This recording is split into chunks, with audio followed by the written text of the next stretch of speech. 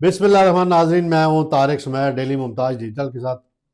2-3 دن مصروفیات کی وجہ سے، شہر سے باہر ہونے کی وجہ سے، لاہور میں مصروفیات کے باعث آپ سے رابطہ نہیں ہو سکا، اپنا پروگرام میں کر نہیں سکا تھا، تو سفر میں تھا اور اس لیے اور اب میں نے ناظرین 2 ہی باتیں کرنی ہیں کہ آج کل ایک نیا ٹرینڈ چل پڑا ہے، جرنیل سے گرنیل تک۔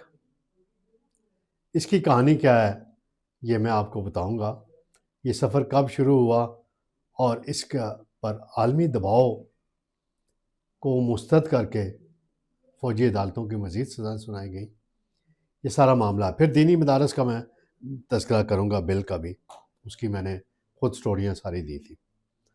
ناظرین، معاملہ یہ ہے کہ جب 2022 میں عمران خان صاحب کو اقتدار سے محروم ہونا پڑا، تو اس وقت الزام لگایا گیا، لیٹر نکالا گیا، سائفر ہوا کہ جی امریکہ نے سب کچھ کرایا۔ پھر وہ بدلتا رہا بیانیہ آگے پیچھے، لیکن اس بیانیہ کے چکر میں یہ ہوا کہ ایک تو نوجوان نسل کو گمراہ کیا گیا، مقبولیت میں اضافہ کرایا گیا۔ مقبولیت تو مل گئی لیکن قبولیت نہیں ملی۔ میں اکثر کہتا ہوں مقبولیت تو الطاف حسین کی بہت تھی، ایک اشارہ کرتا تھا، کراچی حیدرآباد پورا صوبہ بند ہو جاتا تھا، بوری بند لاشیں بھی نکلتی تھی۔ انہوں نے اس کا الٹ طریقہ نکالا، بوری بند لاشیں تو نہیں کی، انہوں نے 9 مئی نکال دیا، اور اس کا اثر ہماری زندگیوں سے، ہمارے اس سے ختم نہیں ہو رہا۔ سزائیں بھی اب ہوئی ہیں بڑی مشکل سے۔ حفیظ اللہ نیازی کے حوصلے کو داد دوں گا، اس نے کہا کہ ملک کی سالمیت پہ میں بیٹا بھی قربان کر دوں، حالانکہ اس کو 10 سال سزا ہوئی ہے احسان کو۔ پھر ناظرین ایک بیان آیا امریکہ سے، ایک ایڈوائزر بنے ہیں ٹرمپ صاحب کے۔ میں ان کی شخصیت کے حوالے سے کوئی بات نہیں کرنا چاہتا، بہت سی باتیں آ چکی ہیں، گرنیل ان کا نام ہے۔ وہ اس کے بعد ایک بات شروع ہو گئی کہ جرنیل سے گرنیل تک، تو مجھے جنرل پاشا یاد آ گئے، جنرل ظہیر الاسلام یاد آ گئے کوٹا والے، پھر فیض حمید یاد آ گئے، پھر باجوہ یاد آ گئے، پھر ثاقب نثار بھی یاد آ گئے، پھر آصف سعید کھوسہ یاد آ گئے، پھر جسٹس اعجاز الحسن یاد آ گئے، جسٹس عظمت سعید یاد آ گئے۔ کس کس کا نام لوں؟ بہت لمبی لسٹ بن جاتی ہے، پروگرام لمبا ہو جاتا ہے۔ تو مجھے ایک مثال یاد آ گئی، سیکنڈ ورلڈ وار میں پنجاب کا ایک علاقہ ہے، خوشاب ہے شاید، یہ ایک مثال مشہور ہے، مجھے ہو سکتا ہے اس میں کوئی مبالغہ آرائی بھی ہو۔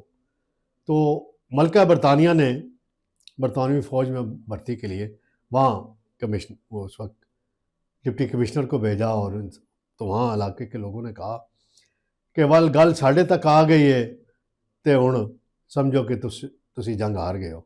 یہی مطلب، یہی بات، یہ سادہ سی زبان میں نے بیان کر دی ہے مختصراً، کہ اب بات جرنیل سے گرنیل تک آ گئی ہے، تو پھر خان صاحب کو چاہیے، جو ہم بھی اکثر ان کو یہی کہتے ہیں کہ اپنا ٹویٹر اکاؤنٹ بند کریں، سوشل میڈیا پروپیگنڈا بند کریں اور مذاکرات کریں۔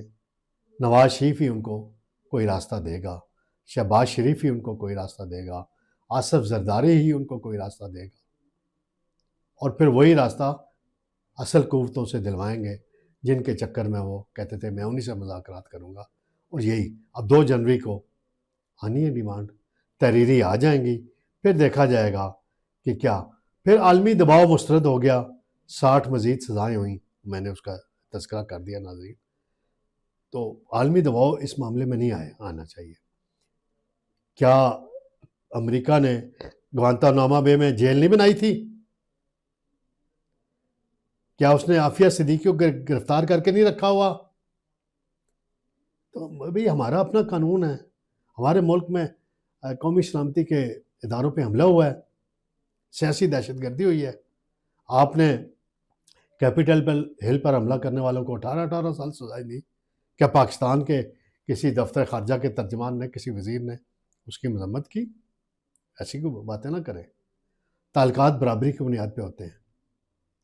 ٹھیک ہے، ہمیں امریکہ کے ساتھ تعلقات بہتر رکھنے چاہیے، ہر حکومت کی کوشش ہوتی ہے، خواہش ہوتی ہے، لیکن ملکی مفادات سب سے پہلے ہر ملک کو عزیز ہوتے ہیں. ناظرین، دینی مدارس کا بل مولانا صاحب بھی جیت گئے، حکومت بھی جیت گئی. طاہر اشرفی جیتے ہیں یا نہیں جیتے؟ طاہر اشرفی نے ڈرامہ بازی بہت کی، ایک پریس کانفرنس بھی کرائی، اور ہمارے وزیر اطلاعات کو بھی وہاں بٹھوا دیا گیا ساتھ. خالد مقبول صدیقی کو بھی اشارہ ہوا آ کے بیٹھ جاؤ.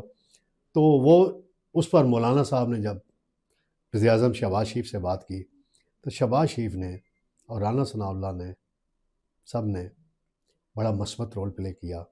میں اس میں داد دوں گا وزیر قانون اعظم نذیر تارڑ کو بھی کہ انہوں نے بڑی خاموشی سے کامران مرتضیٰ کے ساتھ مل کر یہ مسئلہ حل کیا.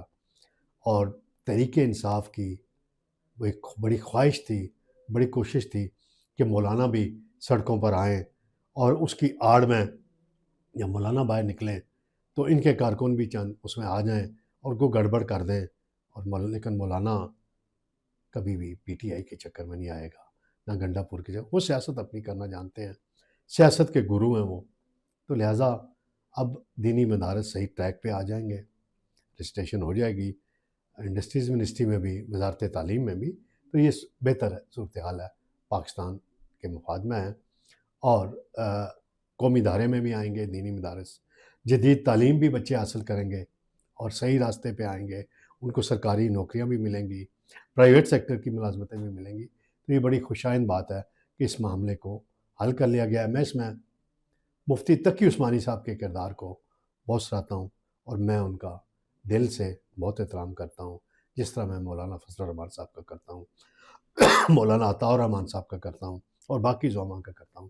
تو ان کو میں مبارکباد دیتا ہوں، یہ مسئلہ خوش اسلوبی سے حل ہوا ہے. شکریہ ناظرین، انشاءاللہ جلد دوبارہ ملاقات ہوگی. اللہ حافظ.